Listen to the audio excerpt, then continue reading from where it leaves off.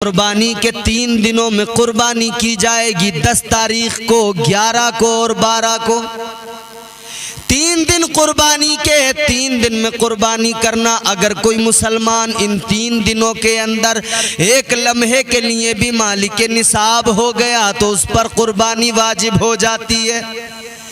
पूरे साल अगर वो मालिक निसाब नहीं था, मगर अय्यामे नहर के अंदर अगर वो एक लम्हे के लिए भी मालिक निसाब हो गया, उस पे कुर्बानी करना वाजिब हो गया। सुनो, मेरे मुस्तफ़ा करीम कुर्बानी किया करते थे। ताजदारे मदीना ने कुर्बानी की अजमत को यूं भी बयान फरमाया, मेरे आका ने इन 3 दिनों में रोज़ा रखना भी मना किया। शरीयत कहती है रोज़ा रखना हराम है इन 3 दिनों के अंदर। ताजदारे मदीना ने, मेरे आका ने, कायनात के इमाम ने इन 3 दिनों में कुर्बानी के गोश्त को खुद भी खाया, पसंद किया, और सहाबा भी इन 3 दिनों के अंदर कुर्बानी का गोश्त खाया करते थे।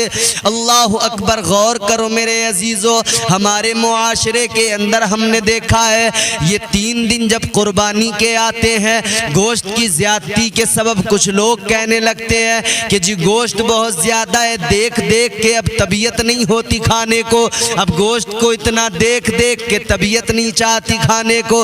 ना मेरे भाई, इस तरह से मुंह ना बनाना, कुर्बानी के गोश्त के बारे में कुछ ना कहना, इसलिए कि मेरे मुस्तफ़ा करीम को ये पसंद था कि कुर्बानी का गोश्त खाया जाए। पहले दिन कुर्बानी करना सबसे ज्यादा अफजल, दूसरे दिन कुर्बानी करना फिर उससे थोड़ा सा कम सवाब, तीसरे दिन कुर्बानी करना फिर उससे थोड़ा कम सवाब। कुर्बानी करो, कुर्बानी का गोश्त खाओ, मगर इतना याद रहे कि कुर्बानी के गोश्त का जो तरीका मेरे मुस्तफ़ा ने दिया है, मेरे आका ने फरमाया, मेरे मुस्तफ़ा की प्यारी शरीयत कहती है कुर्बानी के गोश्त के 3 हिस्से कर लो। 3 हिस्से करने के बाद में एक हिस्सा सदका कर दो, गरीबों में खैरात कर दो, गरीबों में बांट दो, एक हिस्सा अपने रिश्तेदारों में बांट दो, और फिर एक हिस्सा अपने लिए रख लो, एक हिस्सा अपने लिए रख लो मेरे अजीजों। मगर आज हमने मुआशरे में क्या देखा है, हम क्या देख रहे हैं?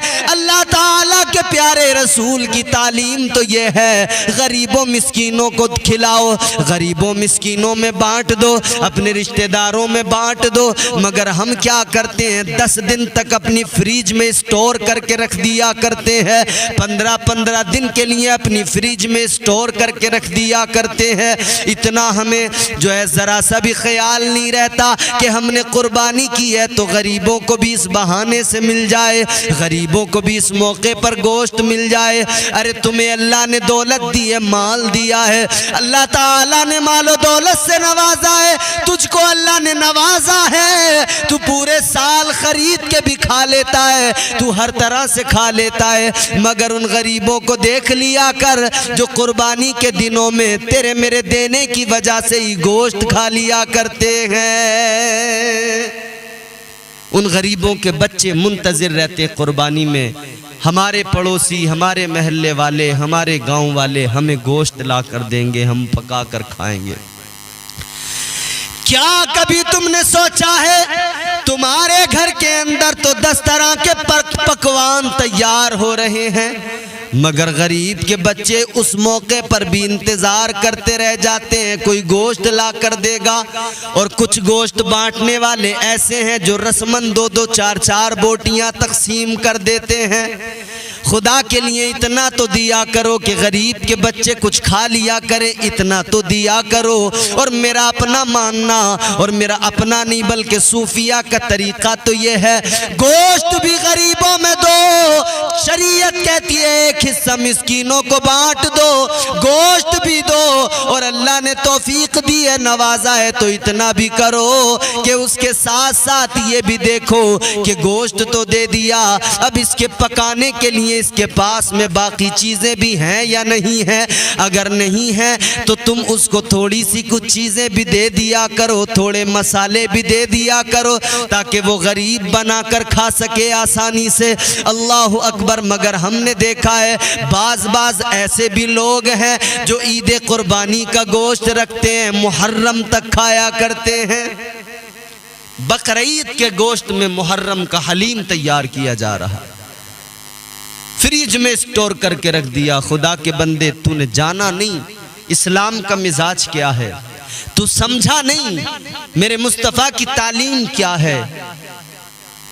तो स्टोर करके रहता है। इस्लाम कहता है गरीबों को खिलाओ, इस्लाम कहता है गरीबों का ख्याल करो, बांटो, तकसीम करो। आओ मैं आपको बताता हूँ, हजरत मूसा अलैहिस्सलाम अल्लाह के जलीलुल कद्र पैगंबर है। मूसा कलीमुल्लाह, कलीम उनका खिताब है, अल्लाह से कलाम करते हैं।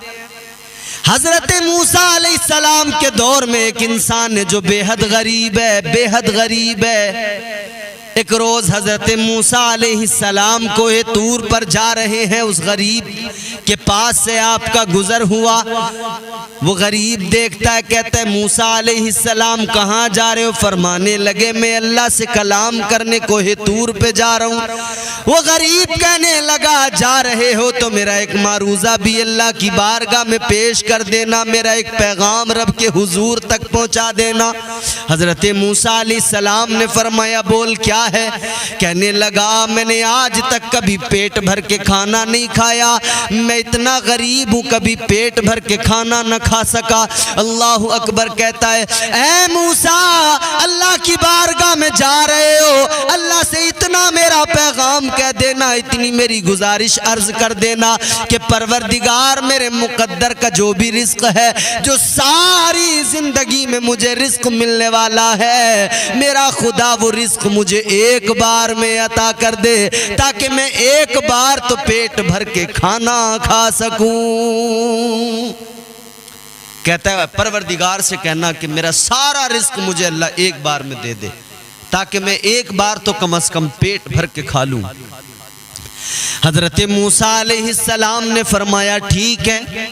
परवरदिगारे आलम की बारगाह में कोहे तूर पर अल्लाह ताला से जब हम कलामी हुई, बात हुई, तो इस गरीब का पैगाम भी अल्लाह तक पहुंचा दिया। या अल्लाह वो गरीब कहता है सारा रिस्क मुझे दे दे एक बार में।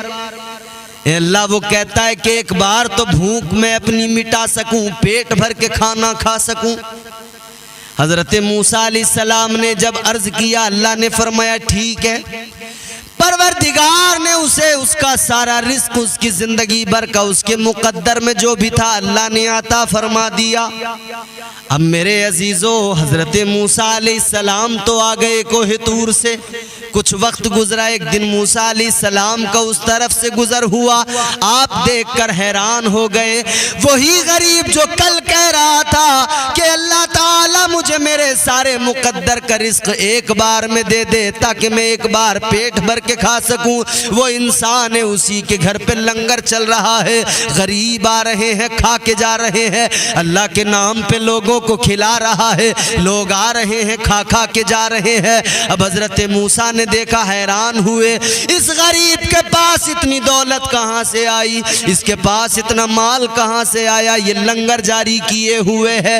आप हैरान है। पता करने पर मालूम हुआ ये तो रोज इसी तरह से खिलाता है, रोज इसके दरवाजे पे आते हैं गरीब, रोज खा के जाते हैं, सैर हो के जाते हैं, शिकम सैर हो के जाते हैं। अल्लाह अकबर। हजरत मूसा अलैहिस्सलाम ने परवरदिगार से अर्ज कर दिया, ऐ मेरे मौला, ऐ रब्बे लम यज़ल व ला यज़ाल, मैं समझा नहीं मामला क्या है। ऐ मौला, जो इतना गरीब कि उसे एक दिन भी पेट भर के खाने को ना मिला, अब उसके घर पे लंगर चल रहे हैं, वो लोगों को खिला रहा है, रोज लंगर है। या अल्लाह, उस पर इतनी दौलत, इतना माल कहां से आया?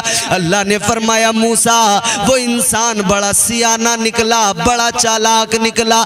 या अल्लाह, माजरा क्या है? परवरदिगार ने फरमाया, मैंने जब उसे उसके मुकद्दर का सारा रिस्क दे दिया, उसने खुद नहीं खाया, उसने वो सारा गरीबों को खिला दिया, यतीमों मिस्कीनों को खिला दिया।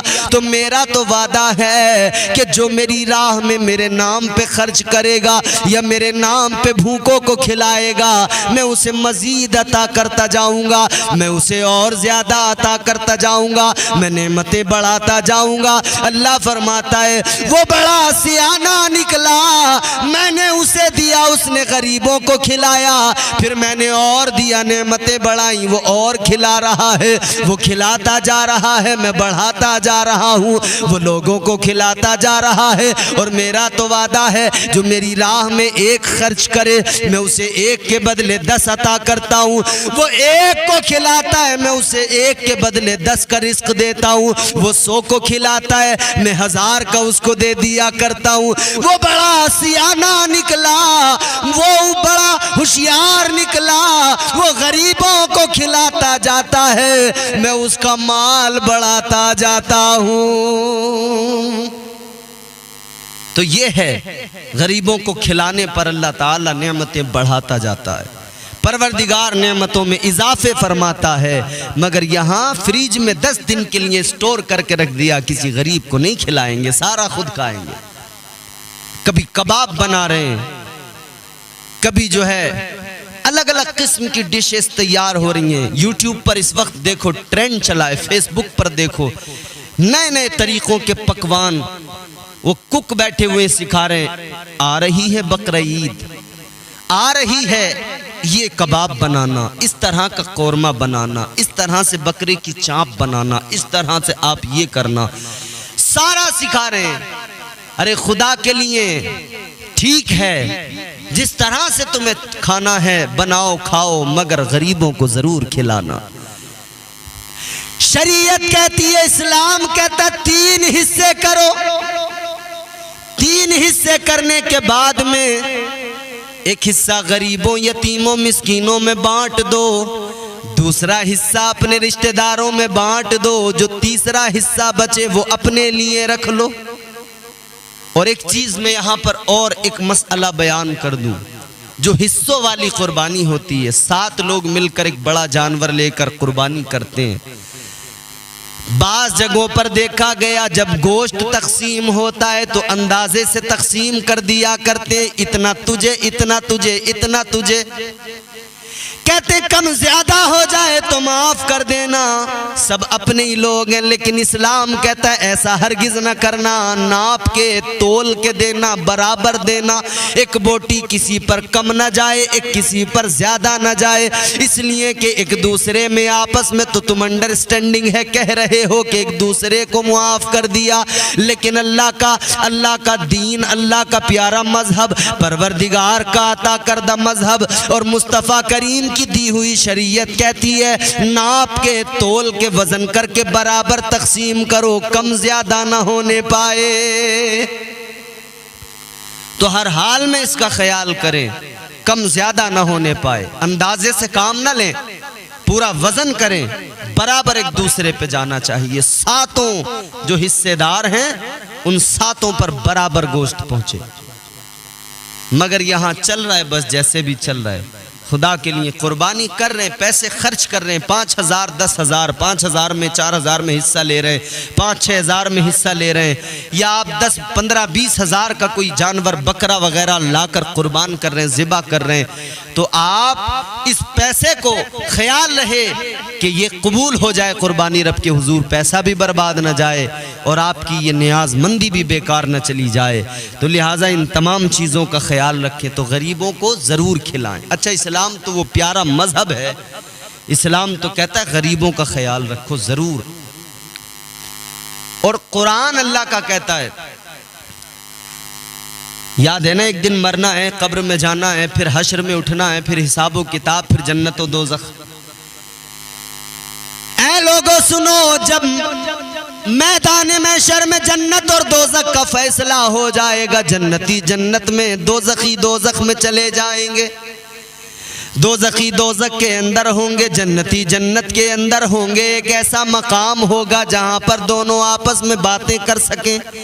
इधर से जन्नती जन्नत के अंदर से दोज़ख पर नजर डाल के देखते हैं, दोज़ख में दोज़ख वालों पर अजाब हो रहा है, जहन्नमियों पर अजाब होता देख रहे हैं। इधर जहन्नमी देख रहे हैं, उधर जन्नती देखो जन्नत में मजे कर रहे हैं, उनकी मौज है, जन्नत में बड़े आराम की सुकून की जिंदगी गुजार रहे हैं। एक ऐसा जन्नत में मकाम जहां से जन्नती दोज़खियों से बात करेंगे, जहन्नमियों से बात करेंगे।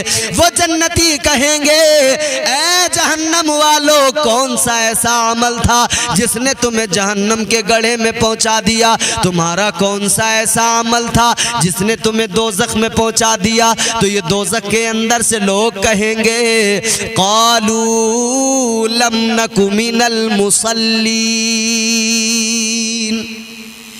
ये दोज़ख वाले कहेंगे हमारा पहला अमल ये था, नमाज नहीं पढ़ते थे, हमने नमाजों को तर्क किया, जिसके इवज़ आज हमें ये नुकसान पहुंचा, हम दोज़ख में यानी जहन्नम में आ गए।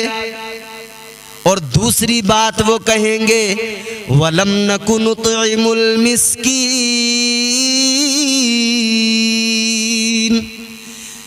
वो दोज़ख वाले कहेंगे दूसरा अमल हमारा ये था, हम यतीमों मिस्कीनों को ख्याल नहीं करते थे, यतीमों मिस्कीनों पर हमने कभी रहम नहीं किया, उन्हें खिलाते पिलाते नहीं थे, उनका ख्याल नहीं करते थे। गरीबों यतीमों मिस्कीनों का ख्याल ना करने वालों, गौर करो, दोज़ख में दोज़खी कह रहे हैं वलम नकु नुतइमुल मिस्कीन। और मिस्कीनों के ताल्लुक़ से, यतीमों के, गरीबों के ताल्लुक़ से तो कुरान में मुताद्दिद मकामात पर अल्लाह ने फरमाया। परवरदिगार आलम का कुरान कहता है अराअयतल्लज़ी युकज़्ज़िबु बिद्दीन फ़ज़ालिकल्लज़ी यदउल यतीम वला यहुद्दु अला तआमिल मिस्कीन।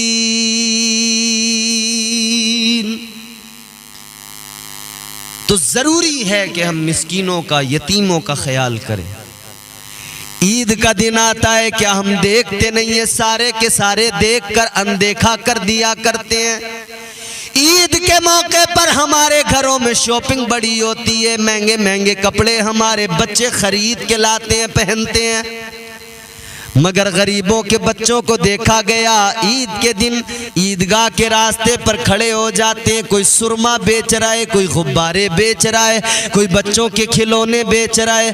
किस बात ने उन्हें मजबूर किया कि वो ईद के दिन फटे कपड़ों में, पुराने बोसीदा लिबास में, ईद की खुशियों से अलग थलग होकर वो 2-2 रुपए के वो आइटम बेच रहे हैं, वो 5-5, 10-10 रुपए के वो गुब्बारे बेच रहे हैं। वो वहां पर खड़े होकर कोई कुछ बेच रहे, कोई कुछ बेच रहे। खुदा के लिए ऐ मेरी कौम के अमीरों, ऐ मेरी कौम के मालदारों, अल्लाह ने जो दौलत दी है वो दौलत इसलिए नहीं दी कि तुम अय्याशियों में उड़ा दो, वो दौलत इसलिए नहीं दी कि तुम अपने शौक में उड़ा दो। अल्लाह ने माल इसलिए दिया है कि वो उस माल में तुम्हारा भी हिस्सा है, तुम्हारे घर वालों का भी हिस्सा है, और तुम्हारे साथ मुंसलिक तुम्हारे रिश्तेदार जो गरीब है उनका भी हिस्सा है। और जो अल्लाह ताला परवरदिगार आलम माल दे रहा है उसमें गरीबों का भी हिस्सा अल्लाह तुमको देता है। और ये भी आजमाइश है, कभी अल्लाह दे के आजमाता है, कभी अल्लाह ले के आजमाता है।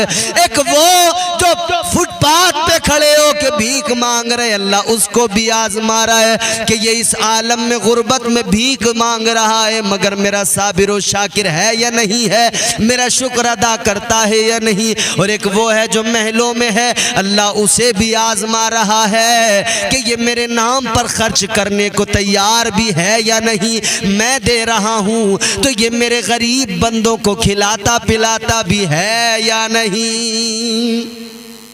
आजमाइश है, इम्तिहान है मेरे भाई।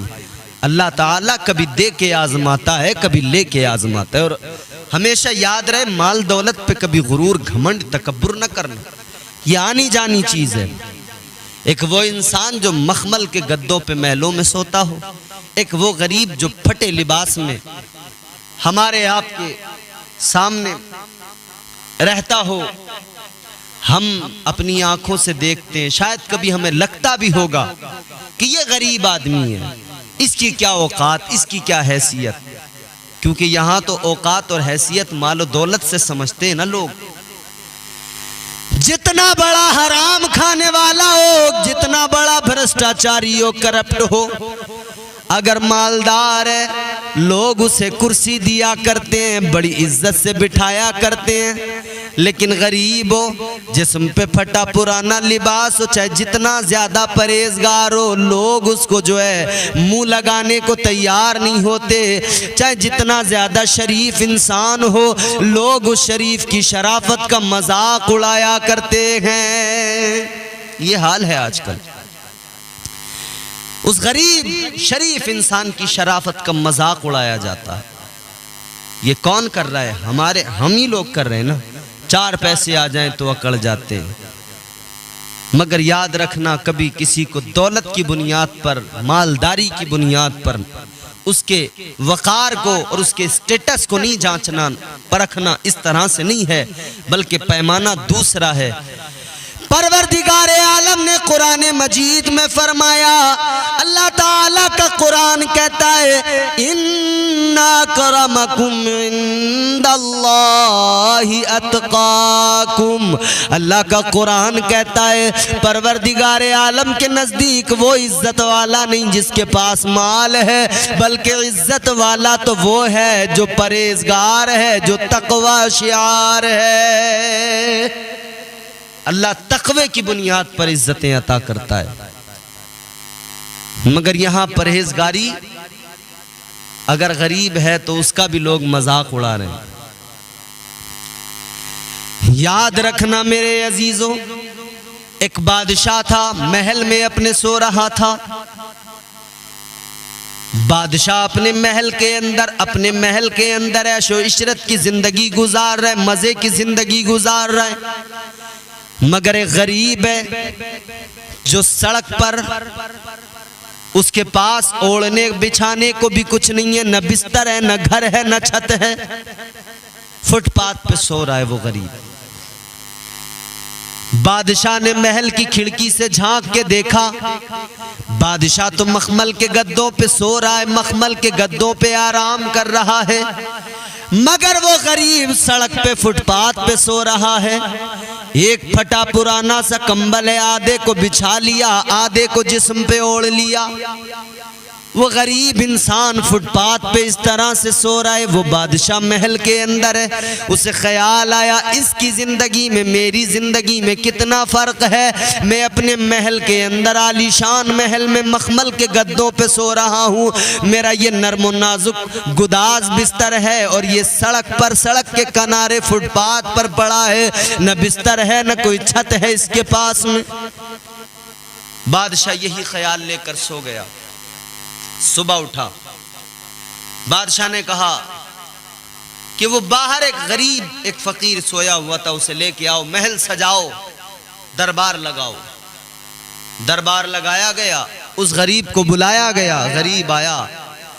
बादशाह उस गरीब अल्लाह वाले से कहने लगा, ए गरीब, तेरी और मेरी जिंदगी में कितना फर्क है। मैंने तुझे रात सोते देखा, तू फुटपाथ पे, रास्ते पे, सड़क किनारे सो गया। तेरे पास न बिस्तर था, न तेरे पास कोई छत है, न मकान है।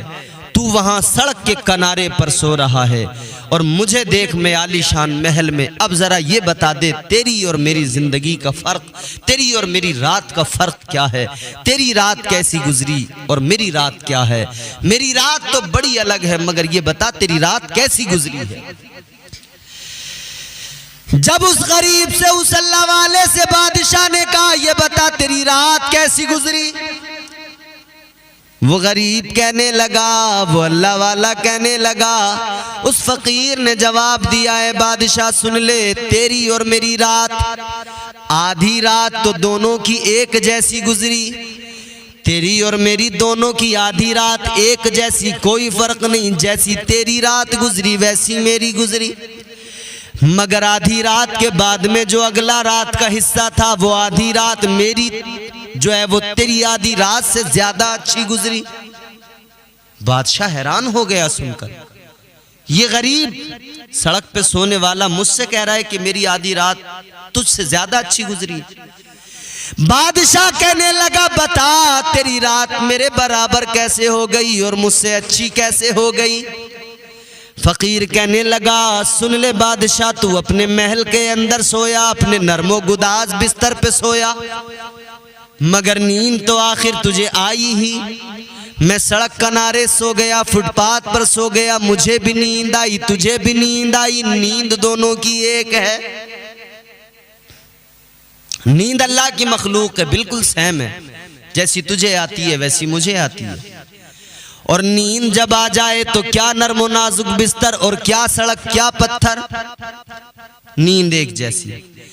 फकीर ने कहा, आधी रात तेरी मेरी एक जैसी गुजर गई, जैसा तेरा, जैसे तुझे नींद आई वैसे मुझे भी नींद आई, नींद तेरी भी मेरी भी एक जैसी, मगर उसके बाद में आधी रात मेरी बड़ी उम्दा गुजरी, तेरी रात से बड़ी अच्छी गुजरी। उसने कहा, बता कैसे? फकीर कहने लगा, ऐसे कि तू आधी रात के बाद में भी सोता रहा और मैंने आधी रात के बाद में उठकर जब अपने रब को याद किया, जब मैंने अपने रब की बाकी का ऐलान किया, जब मैंने अल्लाह का जिक्र किया, तो वो जिक्र की लज्जतें मुझे मिली, तू महरूम रह गया। अल्लाह के जलवे मुझे मैसर आए, तू महरूम रह गया। मेरी आधी रात तेरी आधी रात से ज्यादा अच्छी गुजरी है। तो कभी गरीब को हल्के में मत लेना, और गरीबों तुम भी कभी गम न करना, एहसास न करना। हुजूर ने बड़ा प्यार किया है गरीबों से। ताजदारे मदीना ने गुर्बत को और गरीबी को पसंद किया, गरीबों को पसंद किया। मेरे आका ने गरीबों का इतना ख्याल रखा कि कुर्बानी का मौका आया तो हुजूर ने अपनी गरीब उम्मत के नाम से कुर्बानी भी कर दी। ऐ गरीबों खुश हो जाओ, ताजदारे मदीना ने तुम्हारे लिए कुर्बानियां भी कर दी। और फिर उसके बाद में मजीद मेरे मुस्तफ़ा करीम ने फरमाया, गरीबों जब मैदान महशर में अमीर भी होंगे, मालदार भी होंगे, गरीब भी होंगे, याद रखना उधर अमीर मालदार भी खड़े हैं, गरीब भी खड़े हैं, कतारें लगी हुई हैं। मैदान महशर में परवरदिगार आलम मालदार से उसका माल पूछेगा, कितना कमाया, कहां खर्च किया। मालदार से अल्लाह उसका माल पूछेगा और गरीब से परवरदिगार उसका हाल पूछेगा। ये फर्क होगा गरीब और अमीर में।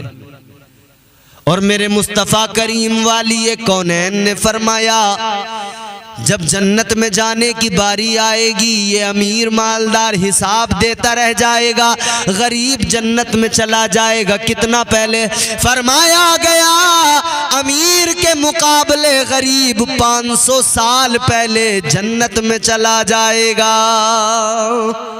ये फर्क है, अमीर मालदार के मुकाबले गरीब 500 साल पहले जन्नत में चला जाएगा। अब इसका मतलब ये नहीं होता कि गरीब जो भी कर ले बस जन्नती है, नहीं। अमीर और गरीब दोनों, शरीयत कहती है कि अगर तौर तरीके जो शरीयत के हैं उनके मुताबिक जिंदगी गुजारी है तो फिर गरीब हो या अमीर हो, परवरदिगार आलम दोनों को जज़ा अता फरमाएगा, और वो जज़ा जन्नत की सूरत में होगी। मालदारों, मालदार बनो, मगर ऐसे मालदार बनो कि दुनिया तुम्हारे मालदार होने पे रश्क करे, दुनिया तुम्हारे अमीर होने पे रश्क करे। मालदार ऐसे बनो जैसे मालदार हजरत उस्मान गनी थे, जैसे मालदार हजरत अबू बकर सिद्दीक थे।